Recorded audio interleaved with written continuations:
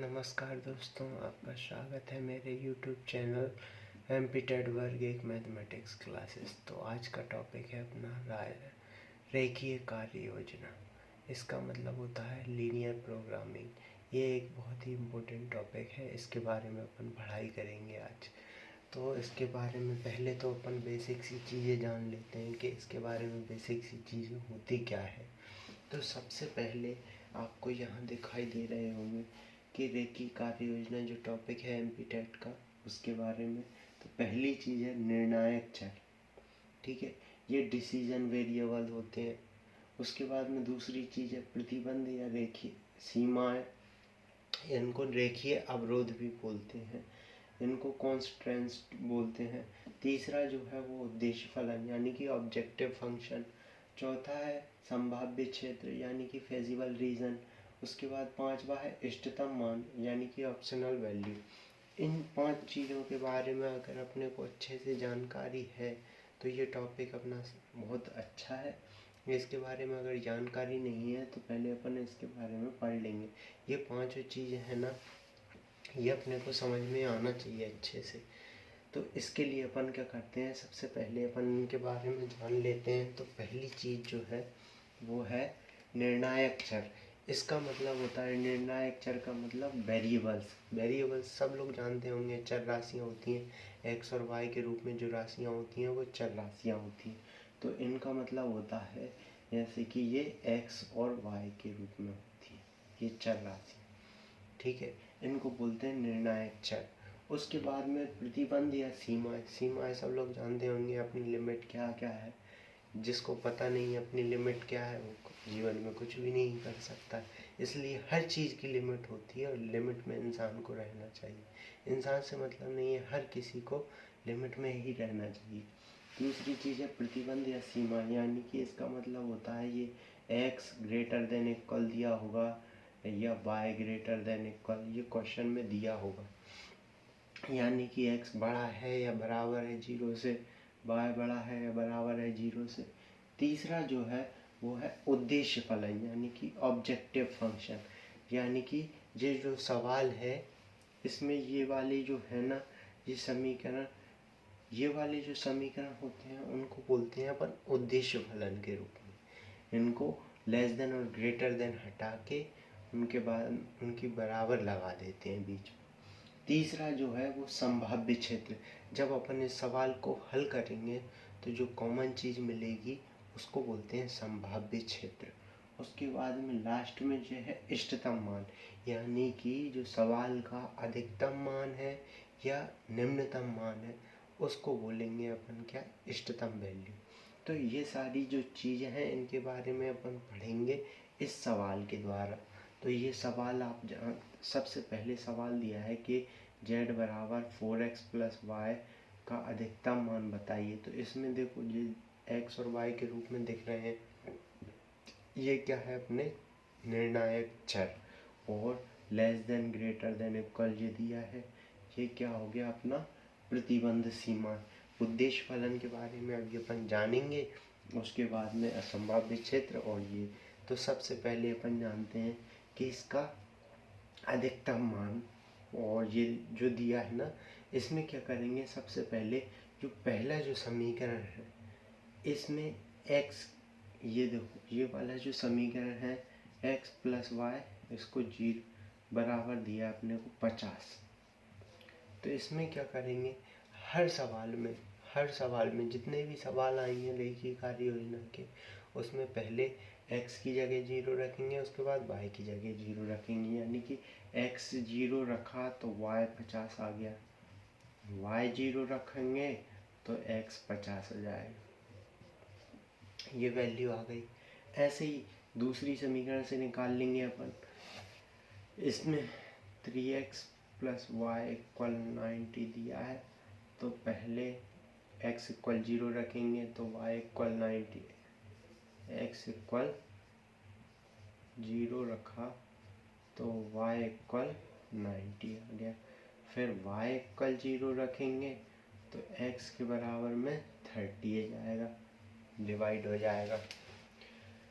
उसके बाद में अपने को दिया है x और y 0 दिए ही है, तो सबसे पहले इनको x और y जो 0 है इसको रख के देख लेते हैं। इस समीकरण में जो समीकरण पहला जो समीकरण है इसको मूल बिंदु से संतुष्ट करेंगे।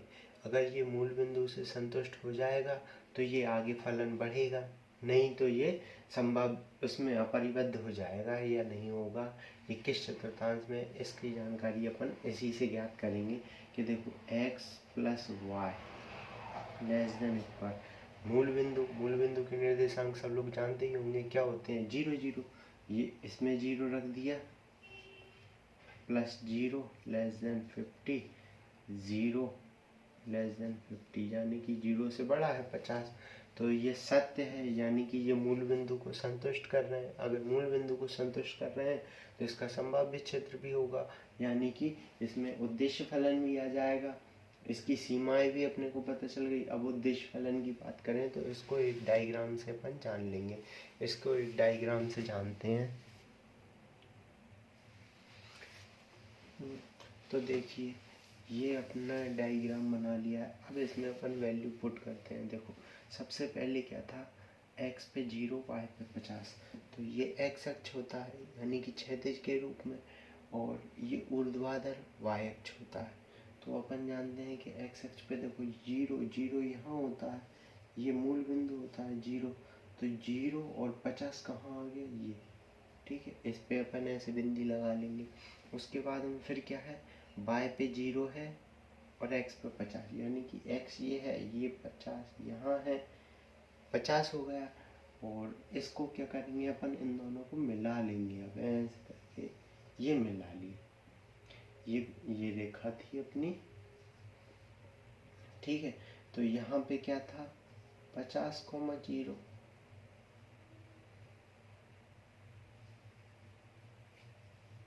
ठीक। यहाँ क्या था 0,50, ठीक है। अब उसके बाद में क्या आया अपना, ये वाली वैल्यू देखते हैं। सबसे पहले x पे 0, ये 0 है ही सही। y पे 90, यानी कि 90 कहाँ आएगा, ये यहाँ 90 आ, इस पे बिंदी लगा ली। उसके बाद y पे क्या है अपना, y ये रहा, y पे 0, ठीक है, और x पे 30।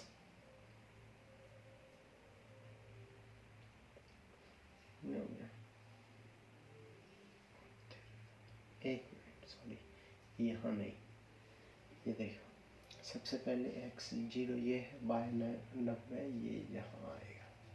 उसके बाद क्या है y पे 0, x पे 30, ये यहाँ आएगा, यानी कि ये मिलेंगे ऐसे। तो ये क्या आ गया 0,30,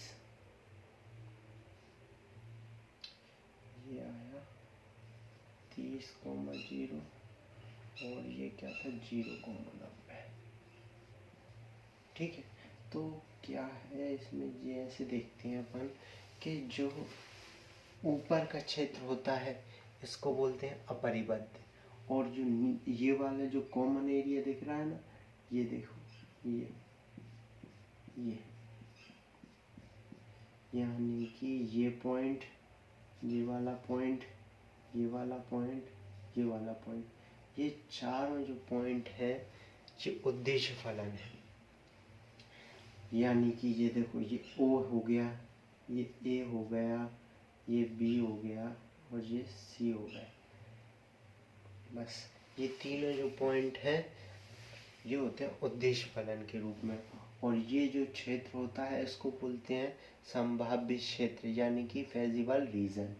संभाव्य क्षेत्र ये क्या है, संभाव्य क्षेत्र, ठीक है, यानी कि फेजिबल रीजन, फेजिबल रीजन। अब इसमें क्या करना है, अपना लास्ट जो पॉइंट था वो इष्टतम मान का था। इष्टतम मान कैसे निकालेंगे, पहले अपने को ये वैल्यू निकालना पड़ेगी। ये वैल्यू कैसे निकालेंगे, ये दो जो समीकरण है इन समीकरण को सॉल्व करके अपनी वैल्यू निकल जाएगी।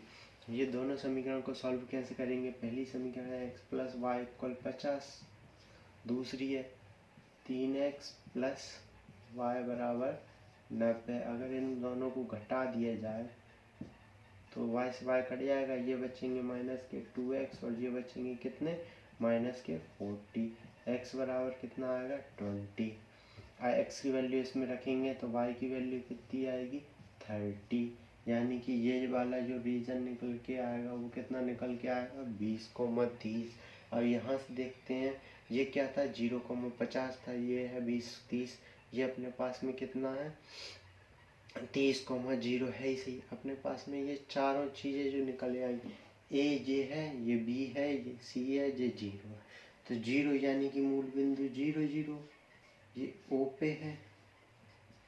उसके बाद ए जो है वो अपने पास में 0,50 है, बी जो है वो अपने पास में कितना है 20,30।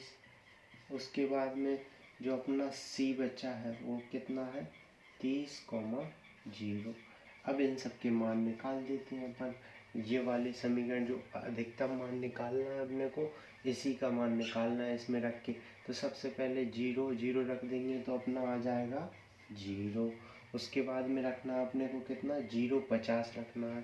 तो 0,50 रखेंगे तो कितना आएगा अपना 0 रख दिया तो 0, 50 रखेंगे तो 50 आ जाएगा। उसके बाद में कितना आएगा 20 और 30, 4 दूनी 8, 20, 80 और 30। 80 और 30 कितने हो गए 110। उसके बाद में लास्ट जो है वो अपना देखेंगे वो कितना है, देखो 30,0 30 रखेंगे तो ये आएगा 120। ऐसे मान रखना। तो हाँ, तो ये आ गया 120। अब इनमें से देखना है कि अपना अधिकतम मान किस पे आया। तो अपन देखते हैं यहाँ नहीं आया अपना अधिकतम मान 0,50 पे 50, यहाँ भी नहीं आया, यहाँ भी नहीं आया। ये 120 ये अपना अधिकतम मान आया। तो रेखीय कार्य योजना में पूछेगा कि आपने अपने को वर्ग एक में सिर्फ एक दो क्वेश्चन है। जैसे कि ये सवाल दे दिया, इसमें या तो अपने को अधिकतम मान पूछेगा या न्यूनतम मान पूछेगा। अधिकतम पूछा तो ये चार जो संभाव्य क्षेत्र है, इसके चार बिंदु निकलेंगे, इनमें से अपने को निकालना है। किसी में अपने को ज़्यादातर है मूल बिंदु पे 0 आ जाएगा उसमें, और 0 से भी कम अगर माइनस में मान आ जाएगा तो वो न्यूनतम मान वो हो जाएगा। तो अपने को क्या करना है बस मान निकालना है। तो ये मान अपन निकालना सीख जाएंगे तो सवाल हो जाएंगे। तो इसके बाद में मैं एक सवाल आपको देता हूँ, वो आप लोगों को करना है। हाँ, तो देखिए ये दूसरा क्वेश्चन है। इसमें क्या है कि z इक्वल दिया है -3x + 4y का न्यूनतम मान, जबकि x + 2y <= 8, यानी कि छोटा है और बराबर है 8 के, और 3x + 2y छोटा है बराबर है 12 की, और ये दिया अपने को ये प्रतिबंधित है। तो इसमें अपन जानते हैं कि x और y के रूप में होते हैं, ये क्या होते हैं निर्णायक चर। उसके बाद में ये जो दिया है ये क्या होते हैं सीमाएं, प्रतिबंधित सीमाएं, ठीक है। उसके बाद में अपना क्या है उद्देश्य फलन अपन जाने देंगे। जो क्षेत्र निकलेगा संभाव्य क्षेत्र, उसके जो 4 बिंदु होंगे उनको उद्देश्य फलन कहते हैं। और इसमें न्यूनतम मान निकालना है तो इसमें क्या बोलेंगे इष्टतम मान, ठीक है। तो इसको देखते हैं अपन। सबसे पहले तो चित्र देखते हैं, उसके भी पहले अपन एक छोटी सी ये जो है रेखीय कार्य योजना के बारे में, ये बेसिक सी चीज़ें हैं, लेकिन अपन उससे भी बेसिक चीज़ अपन जानते हैं कि ये ग्राफ होता है। ग्राफ में ये वाला कौन सा चतुर्थांश होता है प्रथम चतुर्थांश, ये द्वितीय, ये तृतीय और ये चतुर्थ। ये बेसिक सी चीज़ें हैं, इसको अपने को पता होना चाहिए। ये पता नहीं होंगे तो अपन आगे नहीं बढ़ सकते, ठीक है। तो प्रथम चतुर्थांश में क्या होता है प्लस प्लस, द्वितीय में क्या होता है माइनस प्लस, तृतीय में क्या होता है माइनस माइनस, चतुर्थ में क्या होता है प्लस माइनस। ये पता होना ज़रूरी है अपने को, ये बिल्कुल पता होना चाहिए। ये चारों चीज़ें हैं ये अपने को पता होना चाहिए। तो देखिए अब बात करते हैं अपन आगे। इसमें क्या है वो देखिए सबसे पहले क्या करना हमने को, ये वाली जो समीकरण होती है ना, x + 2y = 8, और दूसरी जो समीकरण वो दिया है 3x + 2y = 12, ये लेस देन हटा के बराबर लगा लेते हैं। इससे क्या है अपने को ये ग्राफ में जो कंप्लीट करना है संभाव्य क्षेत्र यानी कि न्यूनतम मान निकाल को याद कर सकते हैं। तो सबसे पहले देखते हैं अपन, x की जगह 0 रखा तो y कितना आएगा 4, x की जगह 0 रखा तो y कितना आएगा 4। ऐसे ही y की जगह अगर 0 रखेंगे तो x कितना आएगा 8। ऐसे ही इसमें करते हैं कि x की जगह 0 रखा तो y कितना आया 6, और y की जगह 0 रखा तो x कितना आया 4। तो ये मान रख देते हैं अपन। तो सबसे पहले अपन उनको लिखते हैं, ये कितना है 10 से ज़्यादा नहीं है, y पे कितना है 6 से ज़्यादा नहीं है, तो देखो 0 तो ये है ही, उसके बाद में कितना 1 2 3 4 5 6 7, उसके बाद 8, बस ऐसे ही इधर कर लेंगे 1 2 3 4 5 6 7, बस इतना ही बहुत है। ठीक है, तो सबसे पहले अपना देखते हैं 0 और 4। तो देखो 0 तो ये है ही सही, ये x अक्ष है ये y अक्ष है, तो 0,4 ये आ गया। ठीक है, उसके बाद में क्या आया 8,0, ये 8 है और ये 0 है। ठीक है, तो सबसे पहले तो ये मिल जाएगी रेखा, ये कितना था 0,4, ये क्या था अपने पास में 8,0। ठीक है, उसके बाद इससे देख लेते हैं x पे कितना है 4, ये रहा x पे 4, 0 है ही सही अपना। उसके बाद फिर क्या है अपने पास में x पे 4 0 हो गया, x पे 0 y पे 6, x पे 0 y पे 6, ये हो गया। ठीक है, इन दोनों को मिला देंगे। ठीक है, तो ये क्या आया था अपना 0,4, 4,0 था। ठीक है, यहाँ क्या है अपने पास में 0,6, ये तो इसका संभाव्य क्षेत्र हो जाएगा, वो क्या होगा देखिए, पहला तो संभाव्य क्षेत्र ये हो जाएगा, दूसरा संभाव्य क्षेत्र ये है, उसके बाद में जो कॉमन जो चीज़ होती है उसको लेते हैं यानी कि जे वाली चीज़, उसके बाद चौथा जो है वो जे। तो ये चारों जो है इसको अपन क्या बोलेंगे उद्देश्य फलन। ठीक है, और इसका जो भाग होगा इसको बोलेंगे क्या संभाव्य क्षेत्र यानी कि फेजिबल रीजन। तो अब इन चारों क्षेत्रों को लेके अपने को न्यूनतम मान देखना है। इन चारों क्षेत्रों को लेके देखते हैं। सबसे पहले अपने पास समीकरण क्या है, इस y z बराबर -3x 4y दिया है। तो सबसे पहले अपन ये क्षेत्र रखेंगे। तो पहला क्षेत्र अपन जानते हैं वो क्या होता है मूल बिंदु। हमेशा पहला क्षेत्र जो रखना है वो मूल बिंदु रखना है। तो मूल बिंदु रखेंगे तो क्या आ जाएगा इस पे, ये O0 रखेंगे इसमें तो 0 आएगा। ए जो है वो कितना है अपने पास में 0,4। देखो x की जगह 0 रखेंगे तो ये पूरा 0, ये 4 रखेंगे तो ये आ जाएगा 16। फिर अपना जो है b कितना है अपने को पता नहीं है, ये o है, ये a है, ये b है, ये c है। c देख लेते हैं, c दिया है अपने को कितना 4,0 सी दिया है 4,0। देखिए इसमें रखेंगे, इसमें 4 रखेंगे तो 4 दिए 12 यानी कि -12 आएगा और 0 आएगा तो हट आएगा। अब अपने को b निकालना है यानी कि b कैसे निकालेंगे, ये समीकरण दिए और ये समीकरण दिए, इन दोनों समीकरण को सॉल्व करके। तो समीकरण क्या है अपने पास x + 2y इक्वल 8 और दूसरी दी है 3x प्लस 2y बराबर में 12। इन दोनों समीकरण को घटा देंगे तो ये कट गए, ये कितने बची माइनस के 2x और ये माइनस के 4, यानी कि x बराबर 2 आ गया। x का मान इसमें रखेंगे 2, ये जाएंगे 6 और y का वैल्यू हो जाएगी 3। ये शॉर्टकट मैं कर लेता हूँ, इसी तरह से आपको करना है क्योंकि एमपीटेड वर्ग एक यानी कि अपने को 12th तक सब लोगों को आता होगा, 12th के आगे अपने को पढ़ना है तो ये शॉर्टकट अपने को आना चाहिए।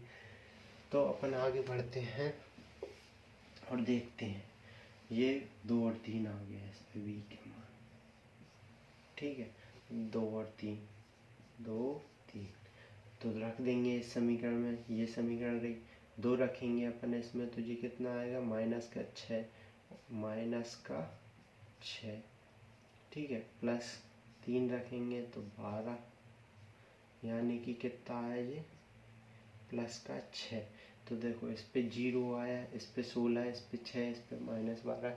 इन चारों में से जो छोटी यानी कि निम्नतम मान है उसी को हम इष्टतम मान बोलेंगे, ठीक है, यानी कि ऑप्शनल वैल्यू। तो अपनी ऑप्शनल वैल्यू क्या आई है इसमें 12, ठीक है, ये निम्नतम मान है। ये पूरी जो है बेसिक चीज़ें और इन्हीं में से क्वेश्चन आएगा, या तो अधिकतम मान पूछेगा वो या निम्नतम मान पूछेगा। जो भी मान अपने को पूछा है वो निकाल देंगे। बस याद रखना ये कौन सा क्षेत्र है, संभाव्य क्षेत्र। अगर इसके बाहर यानी कि ये ऊपर का क्षेत्र यानी कि ये 0 0 अर्धमूल अर्धतल होता है ना, वो मूल बिंदु को संतुष्ट नहीं करता। यानी कि जैसे कि इसमें क्या लिखा था, पहले वाला जो समीकरण है इसमें देखो 0 रखेंगे और 0 रखेंगे तो 0 प्लस 0 लेस देन 8, यानी कि 0 बड़ा है बराबर है 8 से, यानी कि ये अर्धतल मूल बिंदु को संतुष्ट कर रहा है। तो अपन आगे बढ़ेंगे। अगर ये किसी किसी सवाल में संतुष्ट नहीं करेगा तो अपने को ये जो क्षेत्र है ना इसमें नीचे नहीं ऊपर की तरफ मिलेगा अपने को। तो ये जो चीज़ें हैं अपने को ध्यान रखना है। ये वाला क्षेत्र होता है इसको संभाव्य क्षेत्र बोलते हैं, इसके ऊपर जो क्षेत्र होगा वो अपरिबद्ध क्षेत्र होगा, ठीक है। और ये कौन से चतुर्थांश में है, प्रथम चतुर्थांश में। ये चतुर्थांश का भी पता होना चाहिए। तो आज का टॉपिक अपन यहीं समाप्त करते हैं। धन्यवाद।